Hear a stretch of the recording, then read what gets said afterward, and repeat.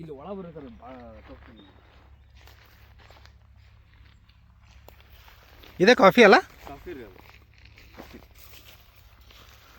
ಇದು ಕೋಕೋ ಇದೆ ರೀ. ಇದು ಯಾವುದು?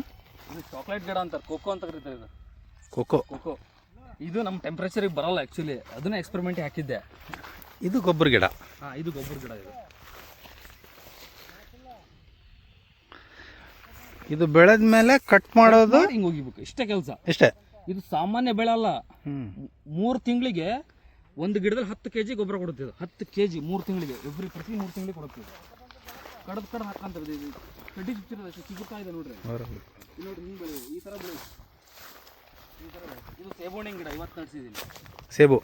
ಇದು ಸೇಬು ಬಂದಿದೆ ನಮ್ಮದ್ರಲ್ಲಿ, ಅಲ್ಲೇ ತೋರಿಸ್ತೀನಿ. ದೊಡ್ಡ ಗಿಡ ಆಗಿದೆ ಆಲ್ರೆಡಿ. ಸೇಬು ಬೆಳೀತಾ ಇಲ್ಲಿ? ಫಸ್ಟ್ ಎಕ್ಸ್ಪೆರಿಮೆಂಟ್ ಮಾಡ್ಬಿಡ್ತೀನಿ ನಾನು. ಬಂತ ಫಸ್ಟ್ ನೆಲಕ್ಕೆ ಕೊಂತಲ್ಲ ಅಂತ ನೋಡ್ಕೊಂಡು ಅವ್ರನ್ನೆಲ್ಲ ಈ ಥರ ಮಾಡಕತ್ತೇನೆ ರೀ. ಇಲ್ಲೇ ತೋರಿಸಿ ಸೇಬು.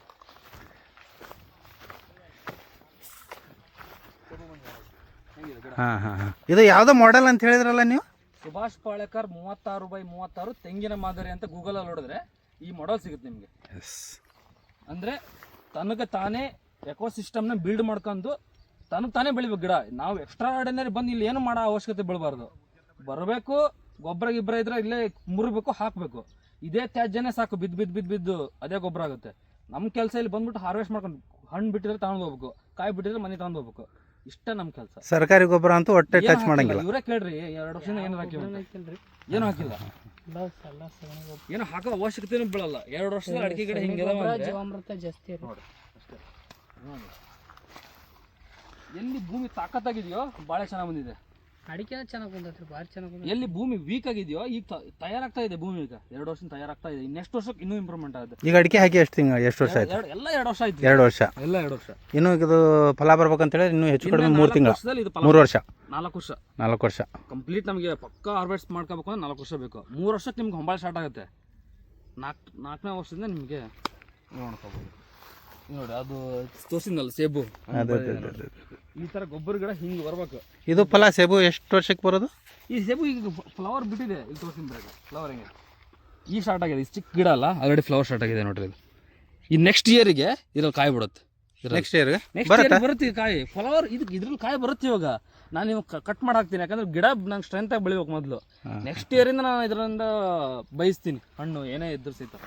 ಇದು ನಮ್ಮ ಭೂಮಿಗೆ ಟೆಂಪ್ರೇಚರ್ಗೆ ತಡ್ಕೊಂಡು ಬೆಳೆಯುವಂಥ ವೆರೈಟಿ, ಸೇಬು ವೆರೈಟಿ ಇದು.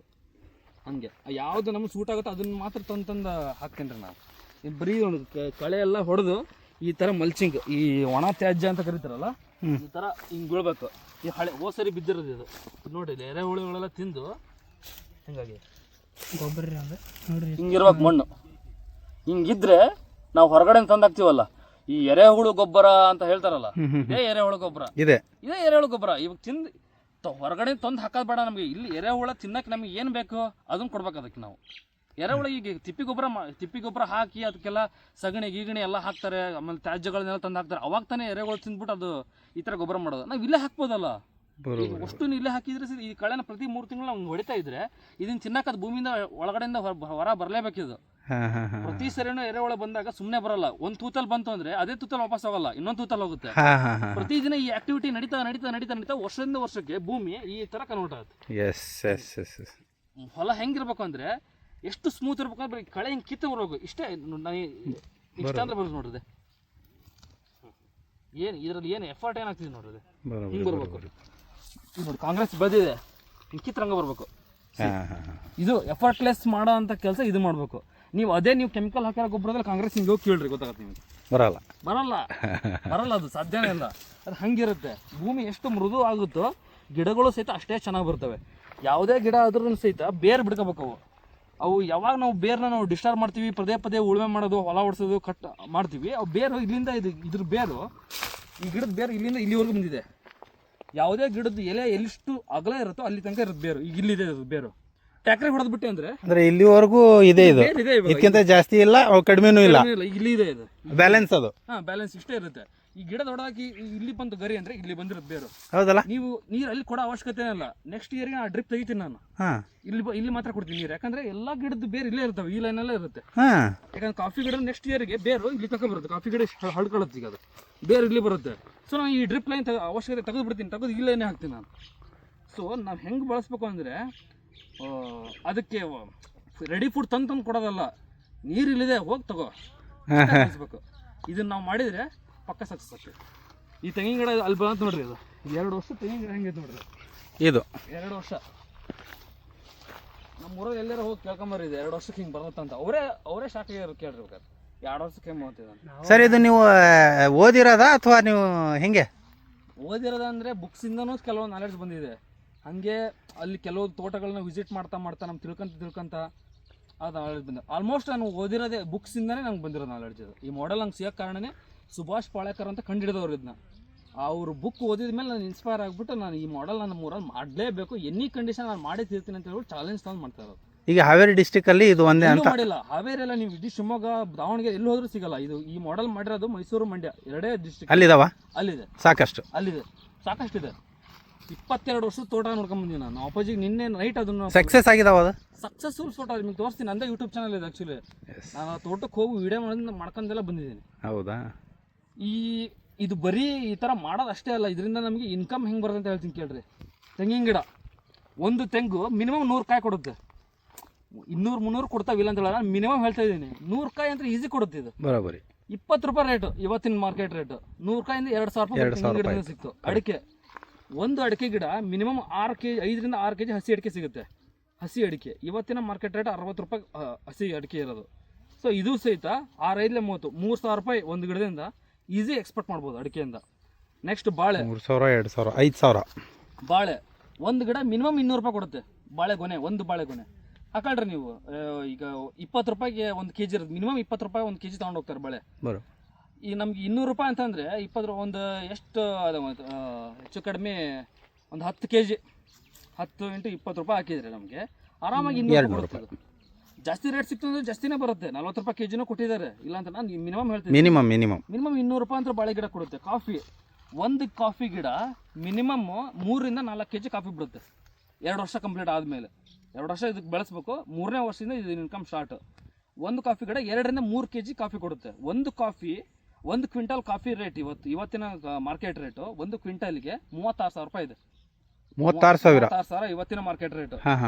ಒಂದು ಕಾಫಿ 500 ರೂಪೀಸ್ ಎಕ್ಸ್ಪೋರ್ಟ್ ಮಾಡ್ಬೋದು. 500 ರೂಪಾಯಿ ಒಂದು ಗಿಡದಿಂದ ಈಸಿ. 0 ಮೇಂಟೆನೆನ್ಸ್ ಇಂದ ಬರುತ್ತೆ ಇದು. ಯಾವ ಗೊಬ್ಬರ ಹಾಕೋದು ಬೇಡ, ನೀರು ಒಂದು ಕೊಡ್ತಾ ಇದ್ರೆ ಸಾಕು. ಕಾಫಿ ಆಯ್ತು, ಇದು ಆಯ್ತು. ನೆಕ್ಸ್ಟ್ ಸಪೋರ್ಟಿಂಗ್ ಕ್ರಾಪ್ ಆಗಿ ಈಗ ನಾನು ತೋರಿಸಿದ ಗೊಬ್ಬರ ಗಿಡ. ಇದು ಗೊಬ್ಬರ ಗಿಡ ಇದೆಯಲ್ಲ, ಇದ್ರ ಬರೀ ಗೊಬ್ಬರ ಗಿಡ, ಗೊಬ್ಬರಕ್ಕೆ ಮಾತ್ರ ಯೂಸ್ ಮಾಡಲ್ಲ ನಾನು. ಇದನ್ನ ಹೈಟ್ ಬೆಳೆಸ್ಬಿಟ್ಟು ಕಟ್ ಮಾಡ್ತೀನಿ ಇಲ್ಲಿಗೆ ತುದಿನ. ಈ ತುದಿ ಕಟ್ ಮಾಡ್ಬಿಟ್ಟು ಇದು ಬಡ್ಡೆ ದಪ್ಪ ಆಗುತ್ತೆ, ಇಷ್ಟು ದಪ್ಪ ಆಗುತ್ತೆ. ಈ ದಪ್ಪ ಆದ್ಮೇಲೆ ನಾನು ಇದಕ್ಕೆ ಕಾಳು ಮೆಣಸು ಹಬ್ಬಿಸ್ತೀನಿ. ನಾನು ಕಾಳು ಮೆಣಸಿನ ಬೆಳ್ಳಿ ಅಥವಾ ಎಲೆ ಬೆಳ್ಳಿ 2ರಲ್ಲಿ ಒಂದು ಚಾಯ್ಸ್ ಮಾಡ್ತೀನಿ, ಇದಕ್ಕೆ ಹಬ್ಬಿಸ್ತೀನಿ. ಅದು ಸಪೋರ್ಟ್ ಬೆಳ್ಕೊಂತ ಇಷ್ಟು ಬೆಳೆದೈತೆ. ಕಾಳು ಮೆಣಸು ಇವತ್ತಿನ ಮಾರ್ಕೆಟ್ ರೇಟು 1 kg ಕಾಳು ಮೆಣಸು 650 ರೂಪಾಯಿ ಇದೆ. 1 kg ಕಾಳು ಮೆಣಸು 650 ರೂಪಾಯಿ ಇದೆ. ಒಂದು ಕಾಳು ಮೆಣಸಿನ ಗಿಡ ಮಿನಿಮಮ್ 3ರಿಂದ 10 kg ಕೊಡುತ್ತೆ. ನಮಗೆ ಬರೀ 2 kg ಕೊಟ್ಟರು ಸಹಿತ ನಿಮಗೆ 1,000 ರೂಪಾಯಿ, ಮಿನಿಮಮ್ 1,000 ರೂಪಾಯಿ ಒಂದು ಗಿಡದಿಂದ ನೀವು ಆರಾಮಾಗಿ ಎಕ್ಸ್ಪೋರ್ಟ್. ಇದು ಏನು ಉಪಯೋಗ ಇಲ್ಲ ಗಿಡ, ಇದು ಬರೀ ಕಂಟಿ ಸಾಲಲ್ಲಿ ಬೆಳೆ ಅಂತ ಗೊಬ್ಬರ ಏನು ಉಪಯೋಗ ಇಲ್ಲ. ಇದರಿಂದನೂ ಸಹಿತ ಇನ್ಕಮ್ ಮಾಡ್ಬೋದು, ಸಿಗುತ್ತೆ. ಇದನ್ನ ಕಾಳು ಮೆಣಸು ಹಚ್ಚಿದ್ರೆ ನನಗೆ ಕಾಳು ಮೆಣಸು ಸಿಗುತ್ತೆ. ನೆಕ್ಸ್ಟ್ ಈ ಅಡಿಕೆ ಗಿಡ 7 ವರ್ಷ ಕಂಪ್ಲೀಟ್ ಆಯ್ತು ಅಂದ್ರೆ ಇದಕ್ಕೂ ಸಹಿತ ಕಾಳು ಮೆಣಸು ಹಬ್ಬಿಸ್ತಾರೆ, ಇದಕ್ಕೂ ಎಲೆ ಬೆಳೆ ಹಬ್ಬಿಸ್ತಾರೆ. ಅದು ಕೂಡ ಡಬಲ್ ಇನ್ಕಮ್, ಇದರಿಂದನೂ ಇನ್ಕಮ್ ಬರುತ್ತೆ. ಅಂದ್ರೆ ಇದು ಬಹಳಷ್ಟು ಜನರಿಗೆ ಗೊತ್ತಿಲ್ಲ ಅನ್ಸುತ್ತೆ. ಇಲ್ಲ, ಇದು ನಮಗೆ ಕನ್ಫ್ಯೂಸ್ ಆಗುತ್ತೆ. ಮತ್ತೆ ಈ ಅಡಿಕೆ ತೋಟ ಮಾಡ್ಕೊಂಡು ಹೋಗ್ಬಿಟ್ರೆ ಬರೀ ಅಡಿಕೆಗೆ ಬರೋದು. ನಾವೆಲ್ಲ ಪ್ಯಾರ್ಲಣ್ಣ, ನೇರಳಣ್ಣ ಎಲ್ಲ ತಿಂದ, ಇದ್ರ ನೆಲ್ಲಿಕಾಯಿ ತಿಂದವ್ರಿ ನಾವು. ಇಲ್ಲ ಬಿಟ್ಟಿದವ್ರಿ ಆ ಕಡೆ ಸೈಡ್. ಬರೀ ತೋಟಕ್ಕೆ ಬಂದ್ರೆ ಬರೀ ಅಡಿಕೆ ಗಿಡ ತಗೊಂಡ್ ಹೋಗೋದು, ತೆಂಗಿನ ಹಂಗ್ ಮಾಡಬಾರ್ದು. ತೋಟಕ್ಕೆ ಬಂದ್ರೆ ಪ್ರತಿಯೊಂದು ಹಣ್ಣಿನ ಗಿಡ ಮಾರ್ಕೆಟ್ ತರದಲ್ಲ, ಇಲ್ಲೇ ಇರ್ಬೇಕು, ಬೆಳೆಸ್ಬೇಕು. ಇಲ್ಲೇ ಸಿಗುತ್ತೆ ನಿಮ್ಗೆ. ಸೇಬುಹಣ್ಣು ಸೇಬುಹಣ್ಣು ಬಂತ. ಇನ್ನೊಂದು ನನಗೆ ಕಾಫಿ ಅಂತ ತೋರಿಸ್ಲಿಲ್ಲ ಸರ್ ನೀವು. ಕಾಫಿ ಇದೆ, ಇದೆ ಕಾಫಿ ನೋಡ್ರಿ. 7ರಿಂದ 8 ತಿಂಗಳು ಕಾಫಿ ಗಿಡ ಇದೆ. ಸುತ್ತಲೂ ಹಣ್ಣಿನ ಗಿಡ ಇದಾವ್ರಿ. ಸುತ್ತಲೂ 40 ವೆರೈಟಿ ಹಣ್ಣಿನ ಗಿಡ ಇದೆ. ಅಂದ್ರೆ ಕಾಂಪೌಂಡ್ ಹಾಕ್ದಂಗೆ ಹಾಕಿದ್ದೀರಾ? ಆಲ್ಮೋಸ್ಟ್ ಎಲ್ಲ ಹಾಕಿದ್ದೀನಿ. ಇದಕ್ಕೆ ತಂತಿ ಬೇಲಿ ಒಂದು ಹಾಕ್ಸ್ಬಿಟ್ರೆ ಈ ಕಾನ್ಸೆಪ್ಟ್ ಕಂಪ್ಲೀಟ್ ಆಗುತ್ತೆ. ತಂತಿ ಅದು ಏನಕ್ಕೆ ಇವಾಗಲೇ ತಂತಿ ಬೇಲಿ ಹಾಕ್ಸಿಲ್ಲ ಅಂದರೆ ಇನ್ನೂ ಬರಲಿ, ಓಕೆ ಓಕೆ ಮೊದಲು ನಮ್ಗೆ ಹಣ್ಣು ಬರಲಿ, ತಿನ್ನಕ್ಕೆ ಸ್ಟಾರ್ಟ್ ಆಗಲಿ, ಜನ ಬಂದು ಒಳಗಡೆ ಬಂದು ಹರ್ಕೊಂಡು ಹೋಗ್ಬೇಕು, ಅವಾಗ ಎಚ್ಚೆತ್ಕೆ ನಾನು ಅವಾಗ ಹಾಕ್ಸ್ತೀನಿ, ಹಾಕ್ಸಲ್ಲ. ಸರಿ ಇಲ್ಲಿ ಬಂದಿರೋ ದುಡ್ಡಿಂದಾನೇ ಹಾಕ್ಸ್ತೀನಿ ನಾನು, ಬೇರೆಯಿಂದನಾರ ದುಡ್ಡು ಬರಲ್ಲ, ಎದರಿಂದನೂ ಬರಲಿ, ಅದೇ ದುಡ್ಡಿಂದಾನೇ ತಂತಿಪ್ಪಲ್ಲಿ ಹಾಕ್ಸ್ತೀನಿ ನಾನು. ಬಂದೋಬಸ್ತ್ ಮಾಡಿಬಿಟ್ಟೆ ಈ ಮಾಡೆಲ್ ಕಂಪ್ಲೀಟ್ ಮಾಡ್ತೀನಿ ನಾನು. Okay sir, thank you. Thanks.